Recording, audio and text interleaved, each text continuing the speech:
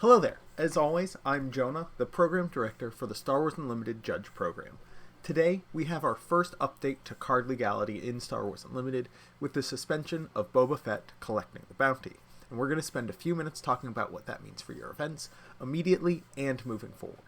We're not really going to discuss the impact on the meta or why the decision was made, as that's so far from my area of expertise that it's not even funny. Now, Boba Fett collecting the bounty is being suspended from Premiere. So what does this mean? It simply means that players can no longer play decks in sanctioned Premiere events that use this specific version of Boba as their leader.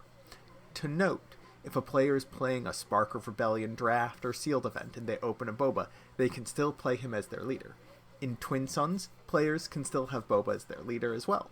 And, of course, in unsanctioned games, whether they be in the living room, the cafeteria at school, or even at your local game store between rounds of an event, you can still play Boba as your leader. This suspension also does not impact either Boba Fett Daimyo, the green leader from Shadows of the Galaxy, or Boba Fett Disintegrator, the cunning unit from Spark of Rebellion. Both of these cards, despite sharing a name and either aspect or type, are still legal in Premiere. At Premiere events you run for the next few weeks, and maybe as long as the next month, make sure to announce that Boba has been suspended and is not legal for play. While it will quickly become discovered if a player hasn't heard that they're not allowed to play Boba, it's better to catch it before a player sits down for an event. If you do discover a player is playing Boba Fett and it's a casual event, I would recommend simply having them swap leaders, although their fire sprays and armors get dramatically worse immediately. Or, if things haven't progressed too far, just have them restart with a new deck. A lot of players will be embarrassed to learn this if they're in the middle of a match, so be polite and empathetic but firm. If you're watching this, you're absolutely one of the more engaged members of the community, and not everyone keeps up with all of the game's updates and articles, even if they are pretty important. At competitive events, it is an illegal deck and should be treated as such, following the guidelines laid out in the Master Event document. I also want to take a moment to quickly cover some of the terms used to talk about the suspension, namely what suspended, banned, restricted, and errata all mean. Let's start with suspended. It simply means that a card is no longer legal to play in the format that it's suspended from. However, cards that have been suspended will be regularly reevaluated and may be removed from the suspended cards list if the meta has shifted enough or cards that keep the problematic card in check have entered the format. Fantasy Flight Games has said that they'll be evaluating card legality every few months, with the next update in March of 2025, which will be around the launch of Jump to Lightspeed. It seems likely that we can expect the next announcement to come between the pre-release and release for that set. Banned cards are permanently banned and are removed from the format entirely, without the potential for return. This is a more drastic measure, and it is highly likely that cards will be suspended first before being banned. Restricted cards have restrictions on how you can play them. These can be restrictions on quantity, such as restricting some powerful cards to only one copy in a deck, or restrictions on what they can be played with, such as not allowing certain cards to be played in decks with a specific leader. Errata is the final category, and is a little bit different. It involves changing some of the attributes of a card. There are two categories of errata, functional and non-functional errata. Changing the cost of Boba Fett collecting the bounty would be a functional errata, as it would change how the card is played.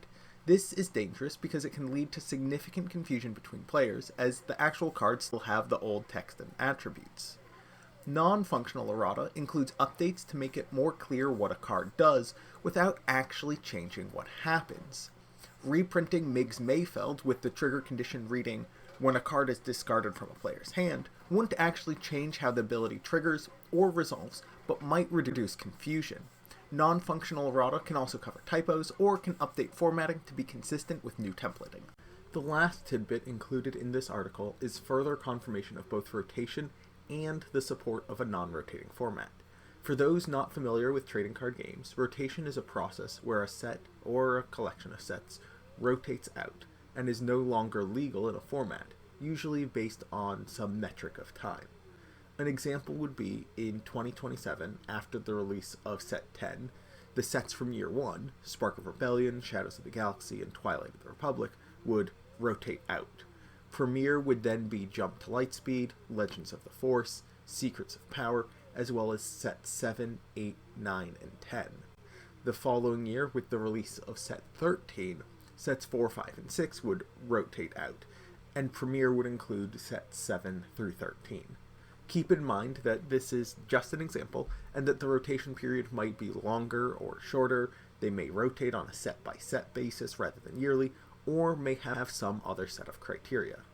This, however, would create a pool of cards that are no longer playable in Premiere, and so a new format that allows all of those cards, including cards that have been suspended, restricted, or potentially even banned, to be played. This, of course, would be a higher power level format, simply due to the increased card pool. Fantasy Flight Games has said here that they intend to support this format, so there would likely be a mix of both Premiere events and events utilizing this format at both the casual and competitive tier. That's all for today. As always, if you have questions, comments, or insights that you just want to share, join the Judge Community Discord. You can join and ask questions even if you aren't a judge or aren't even interested in becoming a judge. You can also always find helpful information on nexus.cascadegames.com/resources and lessons on nexus.cascadegames.com/lessons. If you're new here, go ahead and hit that subscribe button for regular content covering Star Wars Unlimited news, judge training, and more. As always, good luck and have fun.